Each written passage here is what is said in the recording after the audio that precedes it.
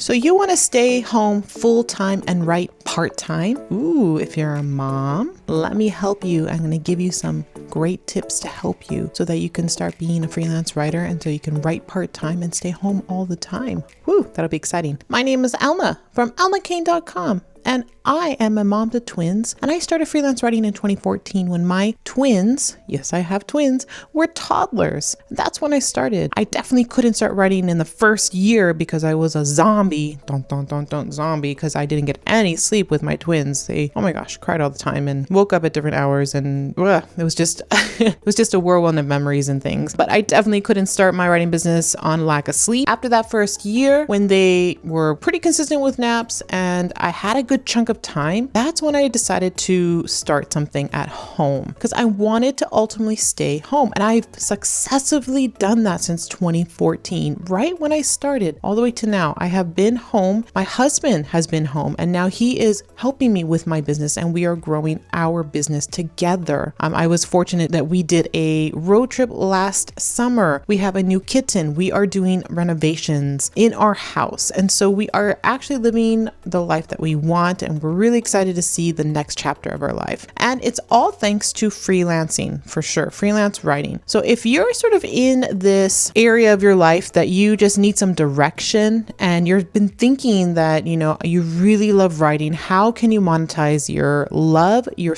passion? If it's writing, you can become a freelance writer online. No matter where you live, if you can demonstrate good quality writing, clients will hire you. That doesn't mean you have to be the best writer. You just have to be the right writer for businesses. All right. I want you to get that through your head. I am not the best writer. I still make a ton of mistakes, but because my writing is conversational, because I know how to write for an online audience, I get clients coming to me, reading my blog posts and wanting that type of content on their blog. That's what they tell me. So I am doing something right, and I've helped thousands and thousands of writers become paid writers online. All right. So I want to give you some tips to help you get started. Of course, I do have my free email course, Get Paid to Write. So make sure you check that out and enroll in it. It's a free email course just for you that gives you all the necessary tips and tools to land your first client. All right, so let's get started with the first thing you need to do. If you are interested in this, you need to adjust your rates or raise them. So whatever you're thinking in your head is worth a blog post. Let's say, like, if only I can get $50 a blog post, I want you to double that or even triple that. All right, I want you to aim high. It's okay to set your rates higher than what you deem is worth it in your mind. But I don't want you to be too far off your skill set. Basically, if you are not confident in writing SEO content, writing online, writing a standard blog post, writing an email, things like that, if you do not feel confident, then I don't want you charging, $1,000 an email kind of thing. All right. My suggestion for new writers in my course, Write Your Way to First 1K, is to charge between 10 and 12 cents a word. It's all based on your industry. So if you're doing more lifestyle content, 10 cents a word is great. If you're doing more business type B2B, 12 cents to 15 cents could be your optimal rate right there. When I say raise your rates, I'm talking about if you're getting paid what you're getting paid right now and to double that. So you can't make a living off writing $50 worth blog posts or even $100 worth blog posts. It's going to take a lot of writing in that income bracket to make a living out of this. Ideally, you want to have 3 clients, maybe 4, that is giving you consistent writing work. So one client can give you a blog post a week, and then another client can give you 2 blog posts a week that are shorter, and then the other client can give you, something a month, like an ultimate guide type of writing once a month or a gift guide writing once a month. You can even dabble into product descriptions, whatever you can to fill in that other client, because you do want to have consistent work, and that means having enough clients for that so that you can justify your rates. If one client gives you and says okay to that rate, you have the confidence to ask that rate to another client or potential client, and even raise that rate for that new prospect that is wanting your writing service, right? So you always have to think like that. You always have to obtain that income ladder and go up your income ladder to your ideal rate of what you feel you want and are happy with. For me, for a while, it was around 25 cents a word, but only lately it has grown up to 50 cents a word. And even now I am toying with the idea of going up to $1 a word for my blog post writing. As long as you are confident, you have clients that are paying you already in that, then I suggest you start raising your rates. Another way to gain that confidence, if a client hasn't accepted your rate, is to grow your skill set. So the next tip I can give you so that you can start staying home full-time and only writing part-time is to grow your skill set. And what do I mean by that? I mean, you need to learn better writing techniques, right? A great method to start learning is copywriting principles, copywriting formulas. Learn how to use the problem, agitate, solution formula. You can use the AIDA formula, the attention, interest, desire, action, which is a great formula to use for emails, for blog posts, for social media. So learning those specific copywriting formulas, which I do have a video right over here, so make sure you check that out, of copywriting formulas to get started with as a beginner copywriter. Learning those formulas can help you with your writing skill. Even learning other types of copywriting formulas like a bucket brigade in your writing, just researching copywriting for beginners, or even going to specific copywriting blogs like Copy Hackers or Copy Blogger can help you level up your writing so that it is better quality, it converts better, it's more conversational, and it has storytelling elements. Those are all great skills to add to your writing so that you feel confident in charging more, right?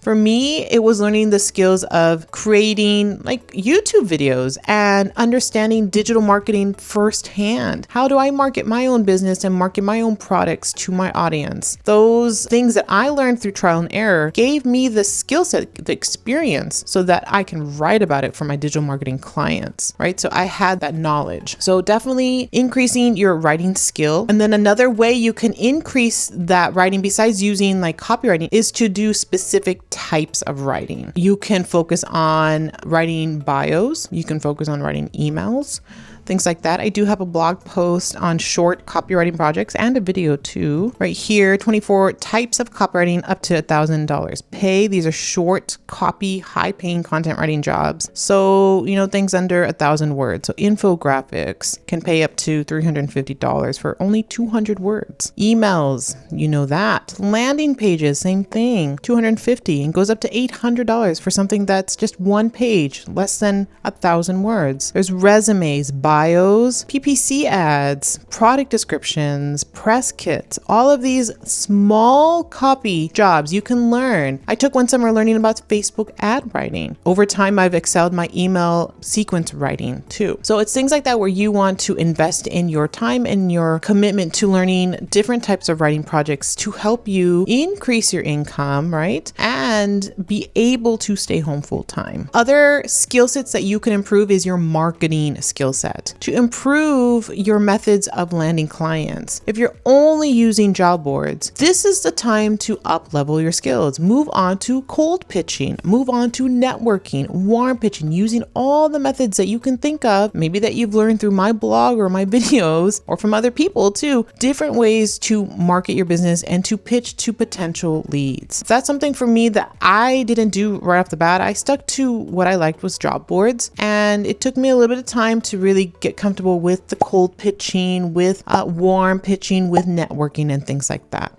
So I'm telling you that if you want to speed up this process, you need to sort of dive head first into that type of marketing skill that you need to learn. And then the last skill that will help you stay home full-time and write part-time is to learn the right tools for your business. Now, there are lots of tools and apps that you can use, accounting software that you can use, definitely. But I don't want you to have all the tools and know all the tools and everything, because you're going to get overwhelmed and you really don't need a lot to manage your business. I don't use a lot of apps. I don't use a lot of tools. I just use the ones that help me the most. And so like for me personally, I use an email service provider, which is ConvertKit. I use an SEO tool, which is Ahrefs. But before that, I use SEMrush. Those are paid. And before that, that, I used something like Keywords Everywhere. There's Keyword Surfer. Those are on your browser that you can use. So there are some free ways to get some SEO keywords if you don't have the budget to,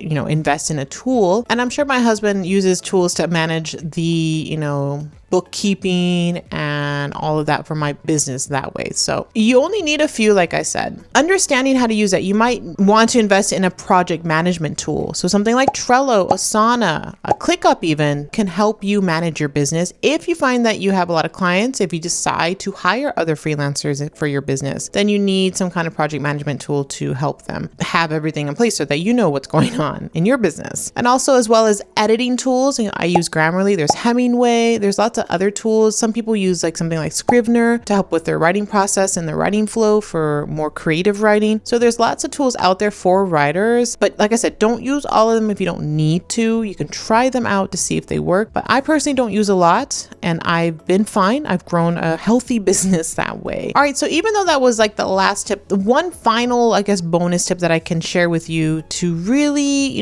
get you started with writing part-time and because you want to stay home full time is to have a plan in place. You really need to have a plan. I'd say a 6-month plan. From that 6-month plan, work backwards so that you know what you need to make every month. You need to know how many clients you should pick, and you need to know when you're going to learn these tools or what you're going to do during those months. So if you really need the extra help, you might want to enroll in one of my prep classes or in my flagship course, Write Your Way to First 1K. You might spend time learning how to use Trello, for example.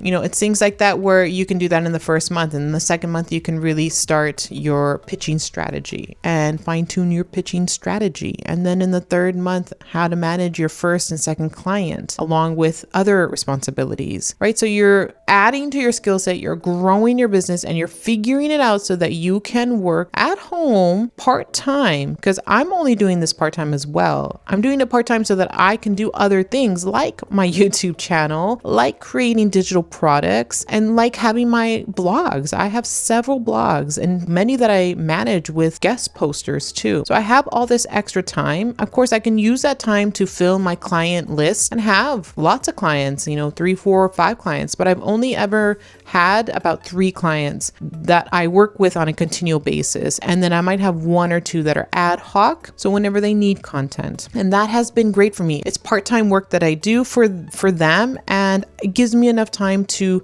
do other things. I personally need to do other things to feel more creative, to have that desire, I guess, to keep on writing. Sometimes I do get jaded, so I need these other outlets to inspire me. And that has helped me over the years. You may not need that. You may be good with, your nose to the paper and just writing or typing and enjoying what you're doing. That's great. I'm a little bit different. So that's why I have all that I do. But I love it. I love teaching you guys, and I love writing for clients. So I am doing what I love, doing this part-time, and it's fulfilling for me for sure. So hopefully that gave you some inspiration to try it out. Have that plan in place, work on increasing your rates, growing your skill set, and learning new tools. Those are all important basically in the first 6 months to a year of your freelance writing business. All right, so tell me in the comments below if you're excited. Make sure to enroll in my free course and like this video, subscribe to my channel, and I'll see you in the next video.